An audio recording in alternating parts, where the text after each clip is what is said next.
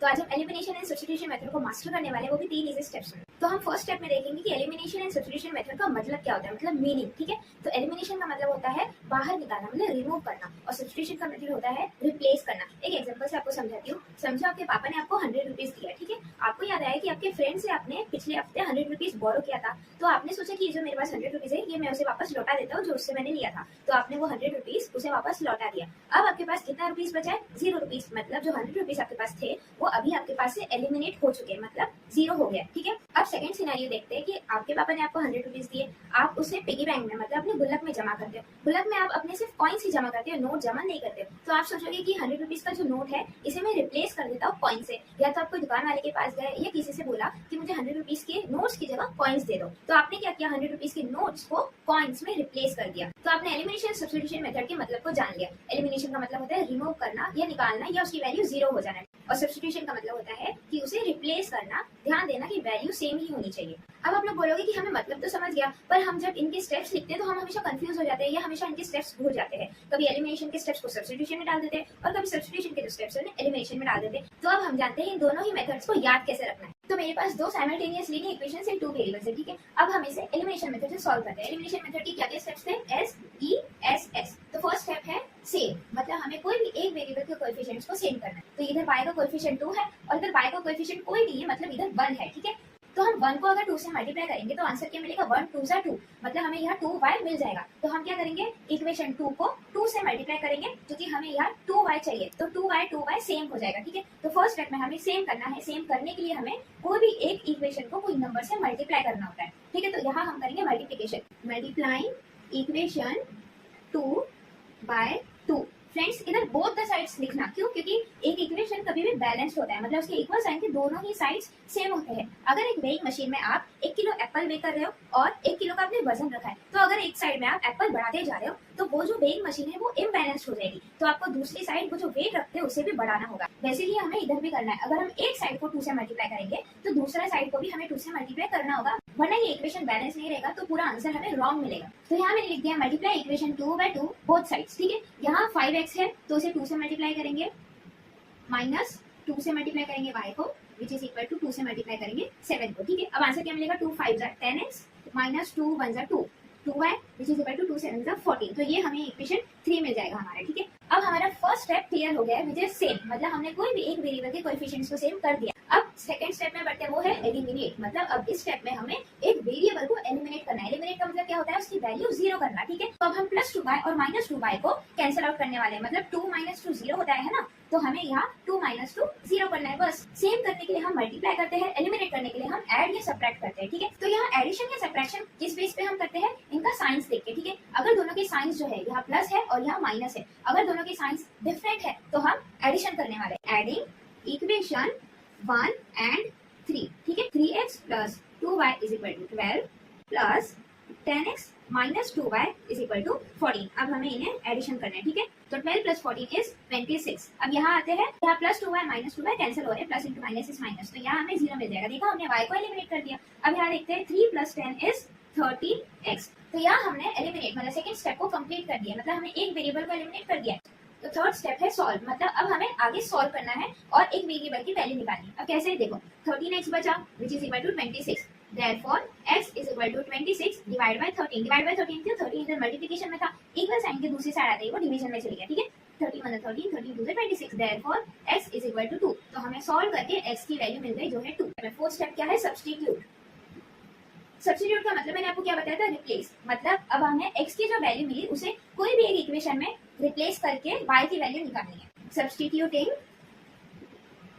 x is equal to 2 in equation 1, मतलब equation 1 में हम x इक्वल टू 2 सब्स्टिट्यूट कर रहे हैं। तो यहाँ है 3x, x की जगह हम क्या लिखेंगे? 2 plus 2y is equal to 12। तो 3 2 6 plus 2y is equal to 12। तो यहाँ 6 एडिशन में है, जब इक्वल साइन के दूसरी साइड जाएगा तो सब्ट्रैक्शन में हो जाएगा। तो यहाँ हम लिखेंगे 2y is equal to 12 minus 6। तो 2y is equal to 12 minus 6 is 6, तो y is equal to 6 divide by 2। क्यों? क्योंकि इधर 2 मल्टीप्लिकेशन में था। जब कोई साइन नहीं हो बीच में उसका मतलब होता है कि उधर मल्टीप्लिकेशन है। तो यहाँ 2 1 2 2 3 6, therefore y is equal to 3। तो इधर हमें y की भी वैल्यू मिल गई जो है 3। x की वैल्यू हमें क्या मिली थी? 2, तो हम यहाँ ब्रैकेट में लिखेंगे 2 एंड y की वैल्यू क्या है? 3 इज द सॉल्यूशन। अब कभी भी पहला जो प्लेस होता है वो x का होता है और जो दूसरा प्लेस है वो y का होता है। तो यहाँ मैंने सब्स्टिट्यूशन मेथड को सॉल्व करने के लिए भी वही सेम इक्वेशंस लिए हैं। तो यहाँ हमें पहले स्टेप में करना है सेपरेट, मतलब कोई भी एक वेरिएबल को बाकी के इक्वेशन से सेपरेट करना है। यहाँ सिर्फ एक ही चीज ध्यान देने वाली, कोई भी एक वेरिएबल जिसका जो कोएफिशिएंट है वो 1 होना चाहिए। y का जो कोएफिशिएंट है वो क्या है, कुछ नहीं है, मतलब 1 है। तो हम इस इक्वेशन को आराम से सॉल्व कर सकते हैं। देखो यहाँ मुझे क्या करना है, माइनस वाई जो है उसे इक्वल साइन के इसी साइड रखना है, और यहाँ जो 5x है वो क्या है, प्लस 5x है। तो इसे उधर अगर मैं भेजूं इक्वल साइन के, तो वो क्या बन जाएगा, माइनस 5x बन जाएगा। तो यहाँ मैं क्या करूंगी, माइनस 5x और यहाँ प्लस 7, कुछ नहीं मतलब प्लस 7 है ना। तो यहाँ मैंने अपना फर्स्ट स्टेप क्लियर किया जो है सेपरेट, मतलब एक वेरिएबल को मैंने बाकी के टर्म्स से सेपरेट कर दिया, ठीक है। अब सेकंड स्टेप में मुझे क्या करना है, second step is substitute. Substitute का मतलब क्या होता है, रिप्लेस, मतलब मुझे अब इस y की जो वैल्यू है इसे कोई भी एक इक्वेशन में रिप्लेस करना है। फ्रेंड्स कोशिश करना कि इस वेरिएबल का जो साइन है वो पॉजिटिव में हो, क्योंकि इसे सॉल्व करने के लिए बहुत इजी रहता है। तो अब मैं इसे पॉजिटिव में साइन कैसे लाऊं, सिंपली y को उधर भेज दो और बाकी के टर्म्स को इधर ले आओ, ठीक है। माइनस y इक्वल साइन के दूसरी तरफ आते ही पॉजिटिव हो गया, और ये जो 5 जो माइनस में है वो इधर आके प्लस 5 हो जाएगा, है ना, प्लस 5x, और जो प्लस 7 है वो इधर आके माइनस 7 बन जाएगा। Substituting y equal to 5x minus 7 ऐसा भी हम लिख सकते हैं इन इक्वेशन 1, मतलब इक्वेशन 1 में मैं इस वैल्यू को पुट ऑन कर रही हूँ। अब आगे बढ़ते 3x प्लस 2, y की वैल्यू क्या थी, 5x माइनस 7, उसके बाद क्या है 12। तो अब इस चीज को हम सॉल्व करते हैं, 3x plus 2 5 are 10x plus into minus is minus, 2 7 are 14 which is equal to 12। अब हम थर्ड स्टेप में है वो है सॉल्व, मतलब अब हम आगे सॉल्व कर रहे हैं। तो यहाँ 3x प्लस 10x क्या होता है, 13x minus 14 is equal to 12। अब माइनस 14 उस साइड गया तो प्लस 14 हो जाएगा, है ना, 12 प्लस 14 हो जाएगा, और ये 13x एज इट इज रह जाएगा। तो 13x is equal to 12 plus 14 is 26। Therefore x is equal to 26 upon 13, क्यों, क्योंकि 13 इधर मल्टीप्लिकेशन में था, इक्वल साइन के उस साइड जाते ही वो डिवीजन में हो गया, 13 मतलब 13, 13 to 26। Therefore x is equal to 2। तो हमें सब्स्टिट्यूशन मेथड से भी x की वैल्यू मिल गई जो है 2। तो अब हम बढ़ते हैं फोर्थ स्टेप में जो है सब्स्टिट्यूट, मतलब हमें x की जो वैल्यू मिली उसे हमें कोई भी एक इक्वेशन में सब्स्टिट्यूट करके y की वैल्यू निकालनी है। तो यहाँ मैं इक्वेशन 1 में सब्स्टिट्यूट कर देती हूँ, मैं हेडिंग लिख लेती हूँ पहले, substituting x is equal to 2 in equation 1, ठीक है। 3x है तो 3 multiplied by 2 plus 2y is equal to 12, 3 2 6 plus 2y is equal to 12। तो यहाँ 2y is equal to 12 minus 6, क्योंकि प्लस 6 उधर जाके माइनस 6 हो गया, तो 2y is equal to 6, 12 minus 6 is 6। तो y is equal to 6 upon 2, क्योंकि 2 मल्टीप्लिकेशन में था डिवीजन में आ गया, 2 3 6, तो therefore y is equal to 3। x की वैल्यू क्या थी 2, y की वैल्यू क्या थी 3 इज द सॉल्यूशन। तो यहाँ हमने देखा थर्ड और फोर्थ स्टेप है वो दोनों ही मेथड्स का सेम है, और अब फाइनल स्टेप में हम पहुंच गए वो है हमें कब इन मेथड्स को यूज करना है। मतलब जब आपके सामने इक्वेशंस आते हैं तो आप कंफ्यूज हो जाते हो कि इसमें मैं एलिमिनेशन मेथड यूज करूं या सब्स्टिट्यूशन मेथड, कौन सा मेथड बेस्ट है। समझो अगर आपको स्कूल जाना है तो स्कूल जाने के तो आपके घर से बहुत रास्ते होंगे, पर आप वही रास्ता चुनोगे ना जो सबसे शॉर्टकट में, मतलब जो जल्दी से पहुंचा दे आपको स्कूल। तो वही चीज होती है। देखो फ्रेंड्स, एक इक्वेशन को आप दोनों ही मेथड से सॉल्व कर सकते हो और आंसर आपका हमेशा राइट होने वाला है, पर कुछ इक्वेशंस होते हैं जिसमें एलिमिनेशन मेथड जो है वो आपको तुरंत आंसर दिलाता है, और कुछ इक्वेशंस होते हैं जिसमें आपको सब्स्टिट्यूशन मेथड जल्दी से आंसर दिलाता है। तो यहाँ मैंने 1 2 3 4 5 5 pairs of simultaneous linear equations in 2 variables लिए, ठीक है। अब हम देखेंगे कि कौन से टाइप की इक्वेशंस में एलिमिनेशन बेस्ट है और कौन से टाइप की इक्वेशंस में सब्स्टिट्यूशन बेस्ट है। तो एलिमिनेशन मेथड उसी जगह यूज करना बेस्ट है जहां कोई भी एक वेरिएबल आसानी से सेम हो जाए, जैसे यहाँ 2x है और 4x है। मतलब अगर हमने इस सेकंड इक्वेशन को 2 से मल्टीप्लाई किया तो हमें यहाँ 4x मिल जाएगा। तो जहाँ कोई भी वेरिएबल के कोएफिशिएंट्स आसानी से सेम हो जाए वहां हम एलिमिनेशन मेथड यूज करते हैं, ठीक है। अब आप बोलोगे कि इस चीज को आप सब्स्टिट्यूशन मेथड से सॉल्व कर सकते हो कि नहीं। नहीं फ्रेंड्स, थोड़ा कंफ्यूजन हो जाएगा अगर हमने इस चीज को सब्स्टिट्यूशन मेथड से सॉल्व किया। क्यों? क्योंकि इधर कोई भी एक वेरिएबल का कोएफिशिएंट 1 नहीं है, है ना। या 4 है या 3 है या 5 है या 2 है, तो अब हम इस चीज को सब्स्टिट्यूशन मेथड से सॉल्व नहीं करेंगे। अगर हमने किया तो हमें पहले तो एक वेरिएबल के कोएफिशिएंट को 1 करना होगा। कैसे हम 1 करेंगे? डिवाइड करके। जैसे समझो इस x का कोएफिशिएंट है 2, अगर हमें इसे 1 करना है तो हमें क्या करना है, इस पूरे इक्वेशन को 2 से डिवाइड करना होगा, है ना। जैसे अगर ये हमने 2 से डिवाइड किया तो 2 कट हो जाएगा, है ना। तो यहाँ 1x बचेगा, पर यहाँ भी मुझे 2 से डिवाइड करना पड़ेगा इस चीज को, तो मेरा जो इक्वेशन है वो डिवीजन में चले जाएगा, तो मेरे लिए थोड़ा सा कॉम्प्लिकेटेड हो जाएगा। सॉल्व तो आप कर सकते हो पर थोड़ा रूट जो है वो लंबा हो जाएगा, है ना। तो इस चीज को मैं सब्स्टिट्यूशन से प्रेफर नहीं करूंगी, एलिमिनेशन से सॉल्व करूंगी।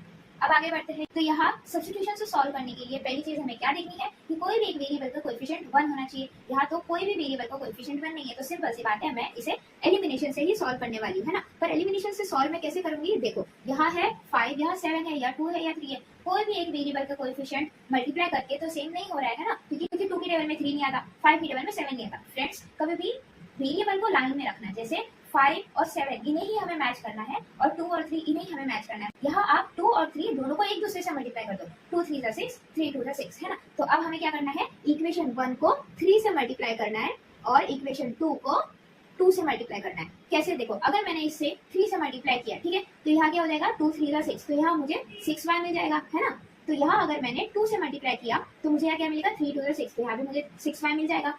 तो मुझे 2 स्टेप्स लगे, पर यहाँ मैंने y के जो कोएफिशिएंट्स हैं उन्हें सेम कर दिया, जो है 6, मतलब 2 3 = 6, 3 2 = 6। अब आगे बढ़ते हैं। 6x + y = 50, 3x - 2y = 5। इस केस में हम दोनों ही मेथड से सॉल्व कर सकते हैं। जैसे यहाँ y का कोएफिशिएंट कुछ नहीं, मतलब 1 है, ठीक है, तो यहाँ अगर मैं सब्स्टिट्यूशन मेथड यूज करूंगी तो भी बेस्ट है। तो मैंने y को एक साइड रखा इक्वल साइन के, और इक्वल साइन को दूसरी तरफ बाकी के टर्म्स भेज दिए। यहाँ क्या है, 6x है, तो यहाँ मैंने -6x लगा दिया प्लस 50, 6x प्लस में था तो यहाँ माइनस हो जाएगा। तो यहाँ मैंने y को आसानी से सेपरेट कर दिया है ना, क्योंकि y का जो कोएफिशिएंट है वो 1 था। तो आप इस चीज को सब्स्टिट्यूशन मेथड से भी यूज कर सकते हो। और एलिमिनेशन से आप कैसे करोगे, देखो यहाँ 1 है, यहाँ 2 है, तो सिंपली अगर आपने इस इक्वेशन को 2 से मल्टीप्लाई किया तो यहाँ 2y हो जाएगा। इस इक्वेशन को अगर आप 2 से मल्टीप्लाई करो तो इधर 3x जो है वो 6x हो जाएगा। यहाँ देखो x + y = 10, 2x - y = 4। Friends, ऐसे इक्वेशंस बहुत सिंपल होते हैं, क्यों, देखो यहाँ ऑलरेडी y का जो कोएफिशिएंट है वो 1 1 है ना। तो एलिमिनेशन का जो फर्स्ट स्टेप होता है सेम करना, तो वो तो ऑलरेडी है सेम, तो हमें फर्स्ट स्टेप को यूज करने की जरूरत ही नहीं। डायरेक्टली हम सेकंड स्टेप में बढ़ सकते हैं, जो है एलिमिनेट। डायरेक्टली हम प्लस इंटू माइनस है,